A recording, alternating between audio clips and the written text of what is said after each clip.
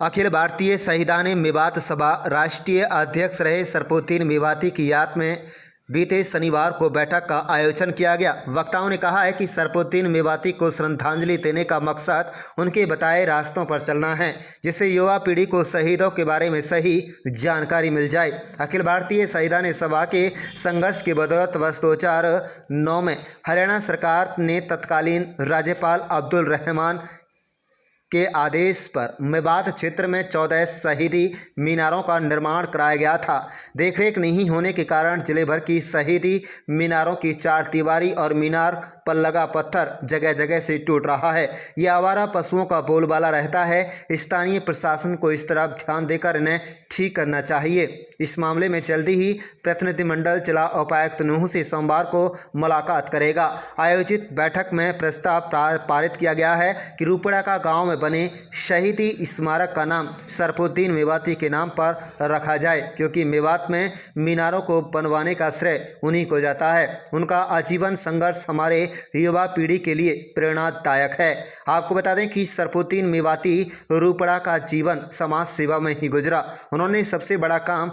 मेवात में दर्जन भर से अधिक शहीद मीनार बनवाकर इलाके में अपना नाम रोशन किया। भले ही आज सरफुद्दीन मेवाती हमारे बीच में नहीं हैं, लेकिन उनके कामों को हमेशा याद किया जाता रहेगा। सबसे खास बात यह है कि इन शहीद मीनारों की तरफ अब शासन प्रशासन के साथ साथ इलाके के लोगों की इतनी तवज्जो नहीं है कि इन मीनारों में साफ सफाई तक का पुख्ता इंतजाम देखने को नहीं मिल रहा है। उस समय लाखों रुपए खर्च कर इन मीनारों को शहीदों की याद हमेशा के लिए युवा पीढ़ी के जहां में जिंदा रखने के लिए पहल की गई थी, लेकिन अब उनकी तरफ किसी का कोई ध्यान नहीं है। आप देख रहे हैं नूंह मेवात से लियाकत अली की रिपोर्ट। देखिए जनाब, मीनारों को देख के हम लोगों को अपनी जो बुजुर्गों की शहादत थी वो याद आती है, और हमें आने वाले वक्त में भी मीनारों के द्वारा ही अपने आने वाली नस्ल को ये बताना चाहिए कि हमारे बुजुर्ग कैसे महान थे, इन्होंने लड़ भिड़ कर कैसे आज़ादी ली। अंग्रेज़ों के ज़माने में 1858 से लेकर अब 47 के बीच में कितने हजारों लोग थे जो शहीद हुए थे, जिनमें से कुछ नाम हमारे सामने हैं, कुछ के नाम नहीं है। जैसे कि अभी आप देख रहे हैं मीनार हमारे यहाँ पर बनी हुई है, और उन्होंने किदवई साहब ने बनवाई थी। बहुत भला काम किया था मेवात में, एक अच्छी पहल थी। और कुछ लोगों की मेवात विकास सभा जैसे, और यह जो मेवात शहीदान सभा जो है, उन्होंने मिलकर प्रयास किया था, जिन्होंने भी किया था उनका प्रयास रंग लाया और यहाँ बना। अभी मीनार बनी है तो हमारे लड़के जो भी होते हैं, तो जाहिर सी बात है कॉलेज के गेट पर या जो भी कोई कॉलेज से एजुकेशन लेने आएगा तो जाहिर सी अपने यहाँ के लोगों के बारे में, जिन लोगों ने यहाँ शहादत दी थी देश के लिए बहुत लोग शहीद हुए थे, जिनमें से कुछ चंद नाम यहाँ पर भी। मीनार की जो स्थिति है वो तो थोड़ी दुखदायक है। ये हमारे जो पूर्वज थे, अंग्रेजों के खिलाफ जो पहली क्रांति हुई 1857 की, उसमें शहीद होने वालों के नाम इस पे लिख रहे हैं।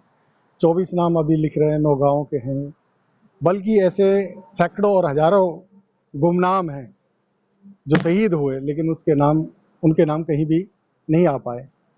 बहुत सारे नाम हम देखेंगे हमारे कागज कंसाली और नोट के भी हैं, जब इतिहास में हम जाते हैं उनके इस मीनार पे नहीं है नाम। ऐसे बहुत सारे गाँव के, मेवात के हर गांव से कोई ना कोई क्रांतिकारी शहीद हुआ, हमारा पूर्वज शहीद हुआ। तो हमें गर्व है कि हमारे पूर्वजों ने देश के लिए लड़ते हुए अपनी जान की कुर्बानी दी। उनके जो लाशें थी पेड़ों पर लटकाई गई, और हमारे पूर्वजों के डर से दिल्ली के दरवाजे मुगल काल में भी बंद हो जाते थे। भाई मेवाती आ गए। मेवाती अपनी शहादत और अपने बलिदान और सम्मान के लिए हमेशा जिए।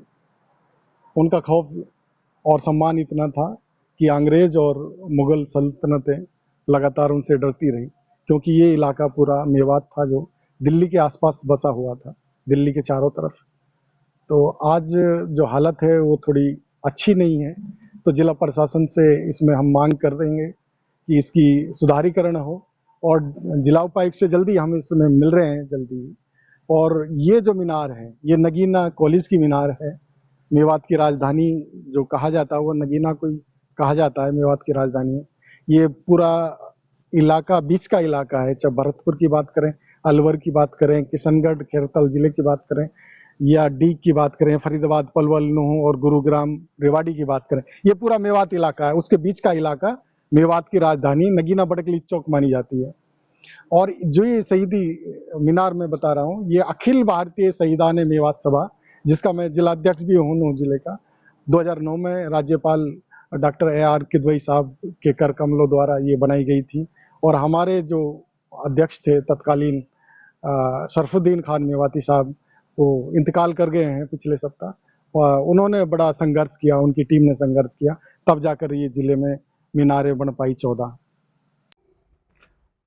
मैं Abdul Wahab, retired history lecturer.